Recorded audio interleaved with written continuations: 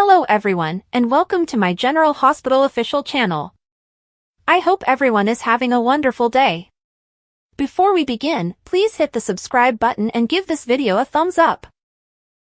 Carly is devastated by Jack Brennan's passing. Will it ruin Jason and Britt's reunion? General Hospital spoilers reveal that Port Charles is preparing for disaster, and this week, GH viewers are in shock with the leaked news of WSB chief Jack Brennan's imminent demise. Just as Britt Westbourne's rumored homecoming upends everything, the loss will leave Carly Spencer heartbroken, vulnerable, and unexpectedly single. A mourning Carly, who is constantly requesting his allegiance, could test Jason Morgan's revived affections for Britt. Fans are raving about a potential reunion between Carly and Jason, even if it appears that Carly and Sonny Corinthos are no longer together. Will her being unmarried make Jason and Britt's second chance more difficult? Carly will be devastated by the news of Jack's passing, which may have been caused by his conflicts with Jen Sidwell on WSB or even by internal problems with a recruit like Jocelyn Joss Jacks. Online fans are lamenting the possible end of their smoldering romance, which had Carly falling deeply in spite of Jason, Sonny, and Anna Devane's warnings.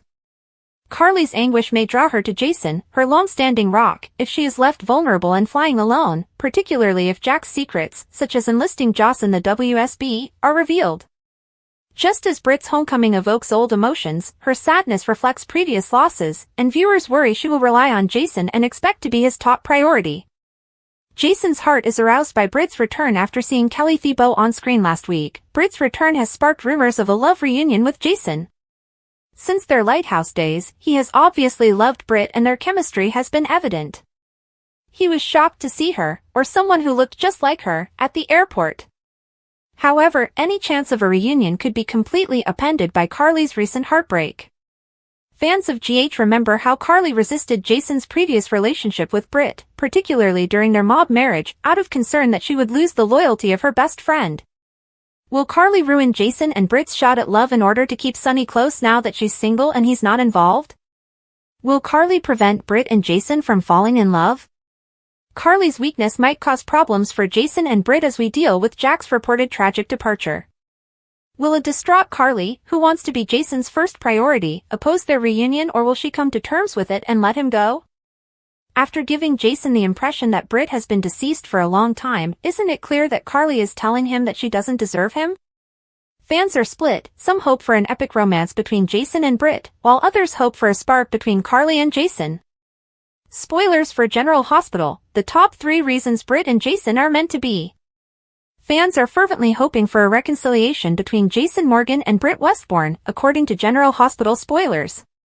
Wouldn't they get along well now that they're both alive? They worked magic together before they were both dead. If you know, you know, soap opera fans. Thibault told TV Insider that she is in fact playing her former role, which is one of the strongest arguments for Britt and Jason to get back together. Jason and Carly Spencer deduced in the July 23 episode that Lyle Albrecht's return to the city is not coincidental with Jason observing a woman who resembled Britt. Let's examine the top 3 reasons why Jason needs to get back together in light of everything mentioned above. 1. Jason sees Britt. First of all, Jason believes in Britt because he has seen a side of her that no one else has. He still stands up for her after all these years. Jason and Britt may develop a us-against-the-world romance as a result of this mindset as they fortify their relationship and battle against the bigoted PC crowd. 2. Jason is deserving of love. Jason has spent a lot of time by himself, even after he passed away. Basically, fans' desire to see him happy and paired off is only natural. Britt was the only person who could make Jason happy. She would certainly add drama, but not to the same degree of angst as Carly. In addition, Britt is a professional who values more than interfering in other people's affairs. 3. Britt is Jason's ideal woman. Although Britt isn't flawless, she's an excellent fit for Stone Cold since they share a similar outlook on life, an eye for an eye. Jason likes her so much because she has a tender side that she has shown him. Although he has a good heart, Jason is also a gloomy character. That is, Britt is capable of managing Jason and his life in the mob. Even though there are some time issues, some fans have theorized that she fled while pregnant with Jason's child. However, because this is a soap opera, everything is possible. According to explosive General Hospital spoilers, there will be shocking Britt revelations soon. Now, share your thoughts about the bridge returning to PC in the comments section below. Monday, July 28th. GH spoilers, obeying commands, initiating fights, and exchanging confidences. Monday, July 28th. General Hospital spoilers and updates hint to obeying commands, starting arguments, and disclosing personal information. Molly Lansing Davis causes a quarrel, Christina Corinthos Davis divulges secrets, and Jocelyn Jacks is forced to obey commands. Following instructions. When Jocelyn asks Jack Brennan whether there is an issue at the WSB field office, Jack responds that it depends on her. He gives Jocelyn instructions, and it seems he believes she might struggle to follow them because he says something like that. She is aware that the courier was headed for Dubrovnik, Croatia. Is this about something else, or will she finally be allowed into Professor Henry Dalton's lab? Although she pledged to report everything she witnessed, it sounds like this task will involve more than just worrying about what animal testing is taking place. After all, it's just another day in the covert life of a new WSB agent. Picking fights. Molly Lansing Davis appears to be picking a fight with Cody Bell at the Metro Court pool. She mentions applying suntan lotion on his back, but it doesn't sound very serious. She comes to the realization that she wants my hands on her and isn't concerned about being sunburned. At least he's wearing his pants, unlike when they were stranded on the GH roof in the bitter cold, and it's much warmer now, too. This seems more like flirting than fighting. As they continue to observe Cody and Molly, Christina shares her confidences with Michael Corinthos. Molly was not pleased with their attraction since it might go in the way of her plan for him to woo Ava Jerome away from Rick Lansing. She seems to have also told Michael about her attempt to kill Ava by severing her brake lines, but it turned out that they belonged to Rick. What could be worse than the people you tried to kill? Michael asks her. It is clear that he also has a low opinion of Rick and Ava. Carly's argument with Jason. In another scene, Carly Spencer is arguing with Jason Morgan, saying, "You're not considering accepting her offer, are you?" She seems to be referring to Liesl Albrecht, who Jason will find in the upcoming episode on Monday. However, since Liesl is already there, he will have to wait until after Drew Kane and Willow Tate's wedding. He might find her at the reception, which she might have invited him to, which is why Carly asked. The wedding proceeds. Meanwhile, Lucy Coe reaches the speak now, or forever hold your peace portion of the wedding at All Saints Church. For some reason, Drew looks to his side, away from his bride, while Liesl appears suspicious and Nina Reeves is still depressed. After her and Willow's major argument, it makes sense that Nina would close her eyes as if she couldn't bear to watch. Nina might have lost her daughter forever, but she had intended to show Willow what a true guy Drew was. However, will Willow follow through on her I do's, or will it end with I don't? General Hospital spoilers, will Isaiah be Portia's sole ally as her GH reign crumbles? According to General Hospital spoilers, Dr. Portia Robinson's falsehoods are coming undone, and her world is collapsing. Portia's hold on her position as hospital chief of staff is eroding due to a career dilemma and a broken marriage to Curtis Ashford. Her surprising ally, Dr. Isaiah Gannon, is there to back her as she fights against Curtis's growing mistrust and Drew Quartermain's extortion. Will Isaiah be the only person remaining in Portia's corner, though, given that Trina Robinson and others might turn away? Could their relationship blossom into something more than friendship? Portia's empire breaks under pressure after she told Willow Corinthos that Drew was blackmailing her and forced her to alter Michael Corinthos' medical records. Portia's reign at GH is in ruins, and fans are raving about her demise online. She is currently on life support for her marriage to Curtis, which was already strained after she lied to him about her disaster with Drew. Her confidant and co-worker, Isaiah, has been a lifeline, and if she confides in him about what she has done, we may imagine him supporting her in her efforts to save her job. But will Isaiah's assistance be sufficient to save Portia as her supporters become fewer in number? GH spoilers say Isaiah's loyalty fuels rumors as Portia becomes more dependent on Isaiah next week. He might encourage her to resist Drew's plots. Imagine Portia, rattled in her office, receiving comfort from Isaiah that she hasn't experienced in a long time, not even from her husband, who should always be there for her. The fans are unable to come to an agreement. Some of them hope that Isaiah will remain a friend in order to spare Curtis fury, while others view his charm as a pretext for a sultry Pizia liaison. With Jordan Ashford getting closer to Curtis and Nina Reeves prepared to reveal everything, would Isaiah be Portia's sole platonic friend, or may their relationship develop into a romantic one? Is Portia going to rise or fall by herself? Isaiah's part in Portia's story becomes more significant as we go deeper into her unraveling. As Trina distances herself and Curtis considers a divorce, will he be her only ally, or might their bond become stronger as a result of Portia's previous deceptions? Portia's outburst to Willow totally exposed Drew's blackmail, endangering her employment, but Curtis' audacious decision to expose Drew's involvement with Nina went one step further. By exposing Portia's role in drugging Drew, Nina might exact revenge. Some admirers worry that Portia is too alone and want her to fight back. Michael Corinthos felt that the morning was colder than it should have been, even though the sun had risen over Port Charles.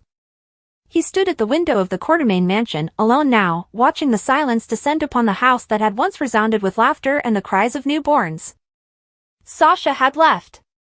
Daisy was also with her. Only days before, he had seen the automobile leave, Sasha behind the wheel, her kid securely in the back seat, heading to stay with Robert Scorpio in a location far from the mayhem that had engulfed Port Charles. No great proclamations or dramatic farewells were made. Simply the knowledge that she had to leave, and that he was unable to do so. It had appeared for a time that they might succeed. Despite everything, including her drug history, his failed marriage to Willow, and their mutual grief, they had managed to find stability. After his life had turned into a war zone, Sasha had been a comfort, a peaceful glow, something softer. With Amelia laughing at Sasha's jokes and her daughter Daisy developing a sweet bond with Wiley, they had attempted to start a family, but even peace in Port Charles had its limits. The dream then came to an end. Painlessly, if not neatly. Michael was standing in uncharted territory now. Untethered, not merely single. He no longer lived the life he had attempted to write down, one that was predictable, routine, and gave the appearance of control. And Michael Corinthos had no plan for the first time in years. However, Port Charles did not wait for hearts to heal. Everywhere there were murmurs. In an instant, a new story started to emerge. Speculation was in the air at the Metro Court. A single question quickly emerged from the town's always swirling rumor mill: who would be Michael's next suitor? After all, he was a Quartermain by name and by nature, wealthy, and fiercely loyal. Even though that name was associated with a long list of enemies, family grudges, and broken hearts, it still had weight. Willow was the most apparent response, and the one that many people anticipated. However, those times were over. Too many secrets had been withheld and too many betrayals unanswered, and their story had ended in a blaze of rage. Willow had changed, brainwashed or not. Once staring at Michael as if he were a hanging moon, the girl now gazed past him as if he were a complete stranger. He didn't blame her either. He had made decisions. She had, too. No matter how nostalgic the recollections were, neither could turn back. Occasionally, he managed to catch her gaze across a room, and something nearly flashed between them once more, but it always vanished before it could reach them. Their bridge was reduced to ash rather than just burnt. However, every conclusion contains a tiny bit of a beginning. Additionally, that beginning might well be armored in sarcasm and battle boots. Robinson, Trina. The thought began as a whisper. There was a murmur in Carly's restaurant's rear. At a gallery event, Wiley was showcasing his finger painting as if it were a current piece of art. She had chuckled at Michael's constant attempts to pass off his understanding of the masterwork before giving a scathing critique that made Michael laugh and Wiley smile. There was no shrinking violet about Trina. She was direct. Wonderful. And I'm so over males who couldn't say the truth unless it were permanently inked on their tongues. The kind of heartache that left wounds unhealed. Her relationship with Kai had collapsed in a haze of accusations and incomplete phrases. Anyone close to her knew it was more than just a breakup, it was a betrayal, even though she didn't say much in public. In a conflict that split their lives in two, Kai had chosen one side and left her on the other. Michael was familiar with that sensation. He was too familiar with it. As a result, a peculiar alliance quickly developed when they encountered each other more frequently, at meetings, family gatherings, and times when Curtis and Michael found themselves in opposition to Drew. Both of them were weary of acting as like nothing was wrong, and they were both injured and betrayed. And something started to develop in that mutual quiet. At a Charles Street Foundation benefit, the first genuine spark was ignited. Michael was one of the keynote donors, and Curtis had asked Trina to assist with the preparations. Both of them were seated in a corner at a table with overly happy sponsors discussing charitable branding and business synergy. Michael almost choked on his water when Trina rolled her eyes so violently. "Do they teach that voice in rich people's schools?" she murmured, leaning forward. Michael chuckled. It had been days since he had made a real sound. Subtle changes ensued from there. Late-night discussions about life and grief evolved from text messages about event scheduling. A spontaneous meal at Rice Plaza evolved from a shared coffee at the hospital. And gradually, their laughter began to sound more like possibility than armor. Trina had a compelling quality about her. She was unconcerned with his last name, unflinching at the drama in his family, and unafraid to approach him as if he were brittle. She put him to the test. Called him. Displayed a mirror. And that was new to Michael. And essential. For so long, he had been surrounded by people who either attempted to control him or shield him. Trina didn't. She was standing next to him. She somehow made him want to stand up taller without even trying. Nothing in Port Charles could ever grow without opposition, of course. Carly was the first to notice.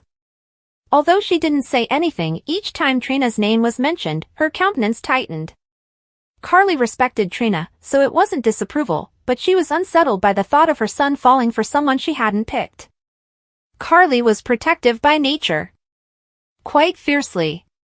Additionally, Michael had always been her golden kid, the person she made every effort to keep pain away from. With the barely veiled concern that only a Corinthos could convey, she cornered him at Kelly's one afternoon. Over her coffee, she remarked, "Trina is fantastic. But do you actually believe that's a smart move?" After all, Michael fixed her with his gaze. "What comes after all of this? Even after everything you've been through, she's still picking up the pieces from Kai. Perhaps neither of you should try something new right now." Michael leaned back, his face impassive. "Are you more concerned about her or me?" Carly snapped. "I'm concerned about you too." Michael's jaw tensed. "I know she can," Carly remarked, adding that Trina can handle herself. "I'm concerned about that." Michael arched an eyebrow. "You've always dated ladies you could control. Willow. Sasha. Even Abby in those days. However, Trina?" "Michael, she will not grin and nod. She will put you to the test." "Are you prepared for that?" Michael grinned. "I believe I am." After examining him for a while, Carly nodded. "Then just don't mess it up." In the meantime, Trina was speaking with Ava Jerome. At the gallery, they were cataloging new items when Ava halted and gave her a cheeky smile. "What's going on between you and Michael, then?" Trina didn't raise her head. Ava arched an eyebrow and said, "There's no story." "Really?" At last, Trina turned to face her. "Why?" "Do you believe there ought to be?" Ava's head cocked. "I believe that there is potential. In this town, potential is also dangerous, in my opinion." Trina laughed. "You're not incorrect." Ava leaned closer. "Just make sure it's your tale if it does happen. Not Carly's. Not Curtis's. Not anyone else's. Yours," Trina said, nodding. "Always is." "What does this mean for Port Charles, then?" During a silent shift. Before the wind shifts, a breath. Trina and Michael have not made any declarations. No kisses. No assurances. But there's no denying the tension. Too much time was spent looking at the hospital. At the Quartermain picnic, a hand lightly brushes across another during a joke. A discussion about Drew that seems to be about something more profound. And the town looks on below it all. Amazing. So different, so wounded, so oddly aligned, could these two really work? There are challenges in store. They are always there. However, Michael Corinthos is looking forward for the first time in a long time. Trina Robinson is also in the gallery, which is across the hall. Fireworks are not necessary for them. All they need is a moment. When they eventually take it, Port Charles is holding its breath to see what will happen. Cynthia Watrous of General Hospital, Nina will never give up on regaining Willow's trust. On General Hospital, Willow Tate is aware that her mother, Nina Reeves, had an affair with Drew Kane, the man she is about to wed. Additionally, there is still a significant question: will she still wed Drew? The mother-daughter bond Nina has worked so hard to establish with Willow is evidently back where it began, in the rubbish. Cynthia Watrous described the terrible effects of the incidents on her character, Nina, in a recent interview with TV Insider.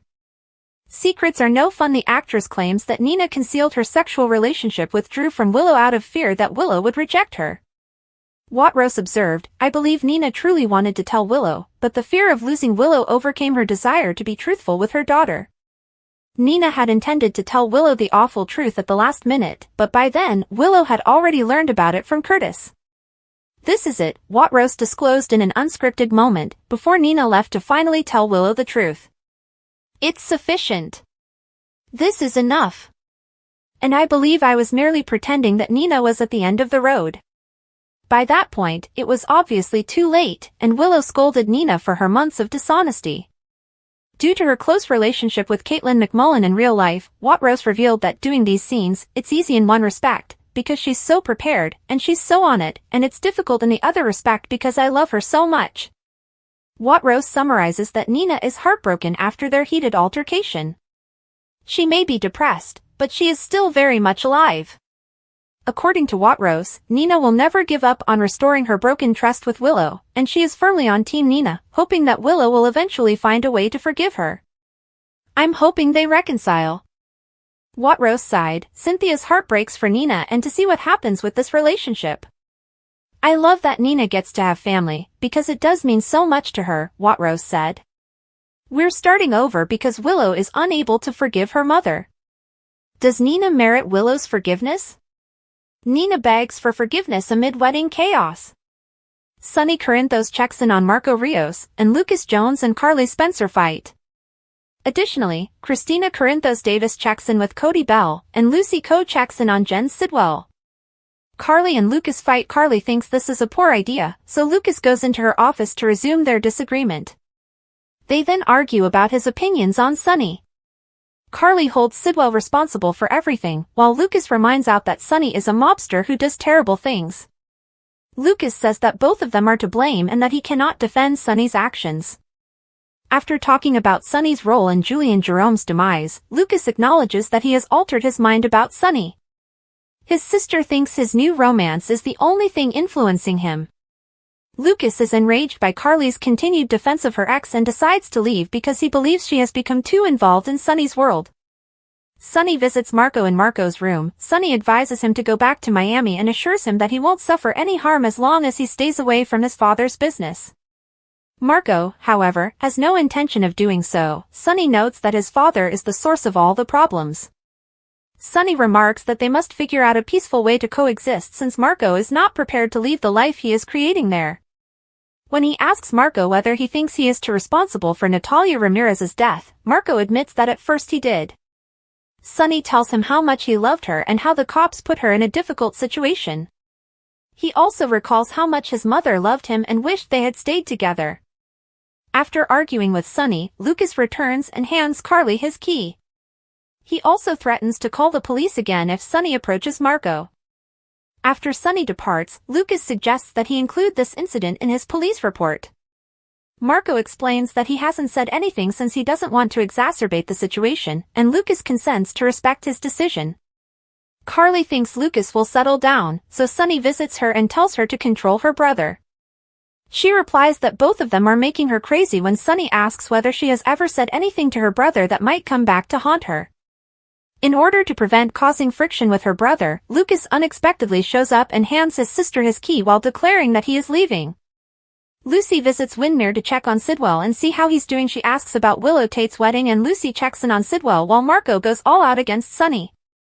They talk about the tension that has existed between him and Sonny. He has withdrawn his support for Drew in an effort to defuse the situation.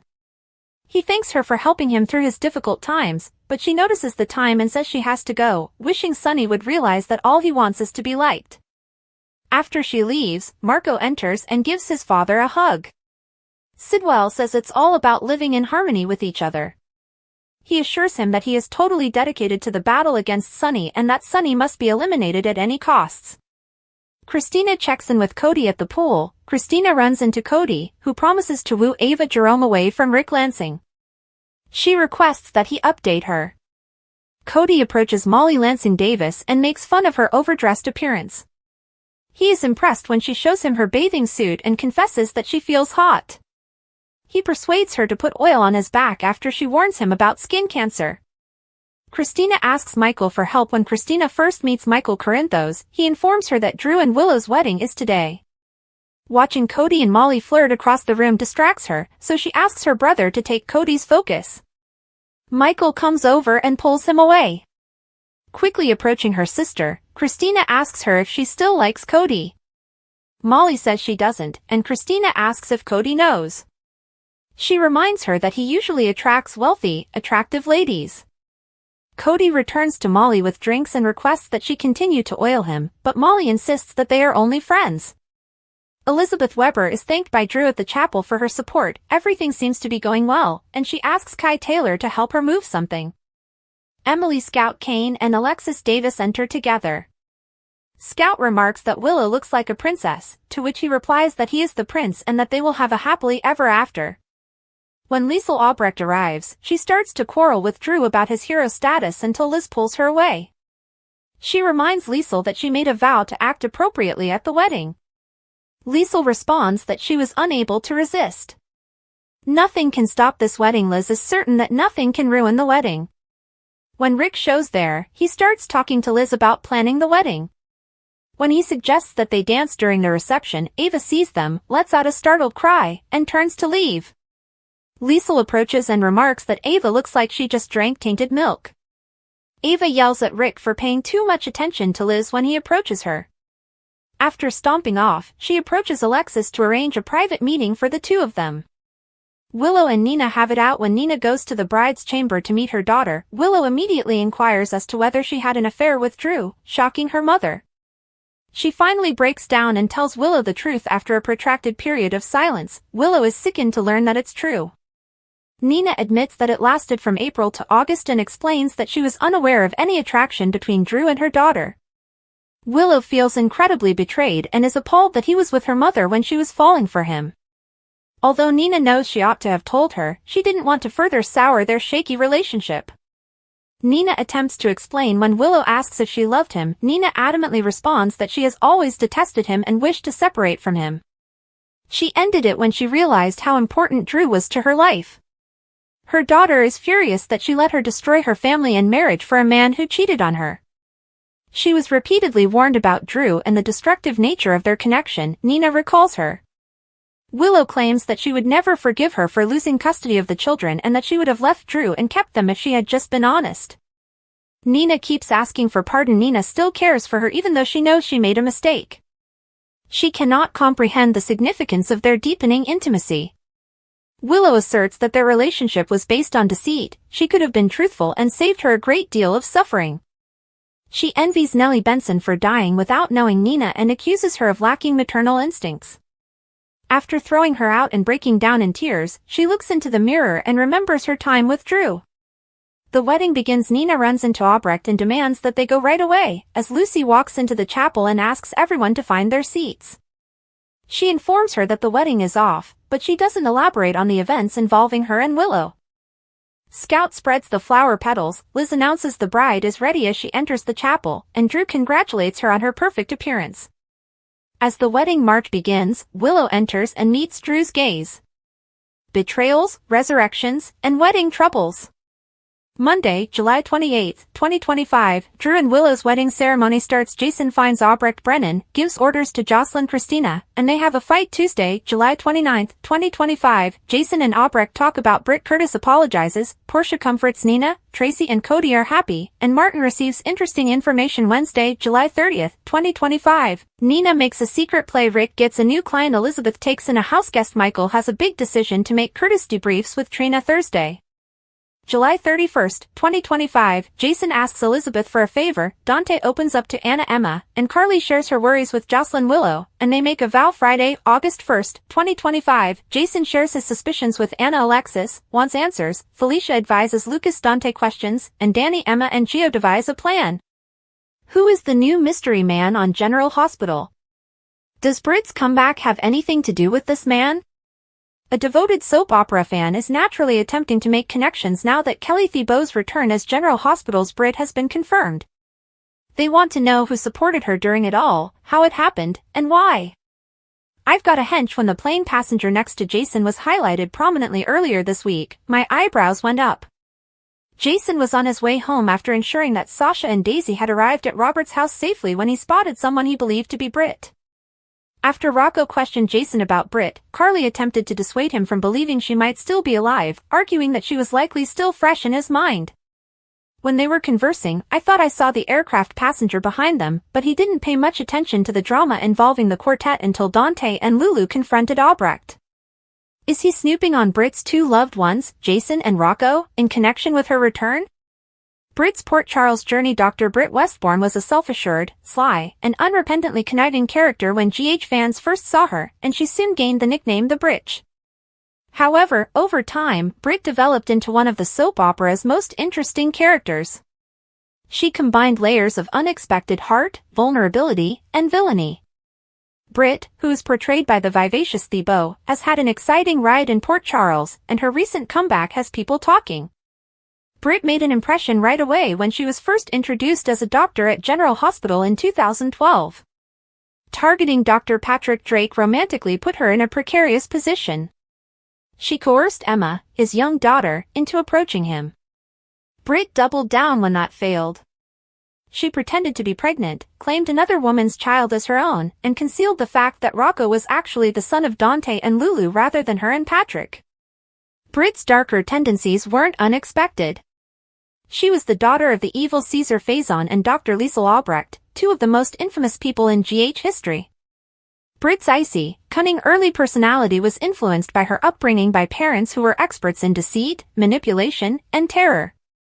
Fans were able to see the agony behind Britt's actions even as she gave it her all, and Thibault's portrayal demonstrated that Britt was more than just a one-dimensional antagonist.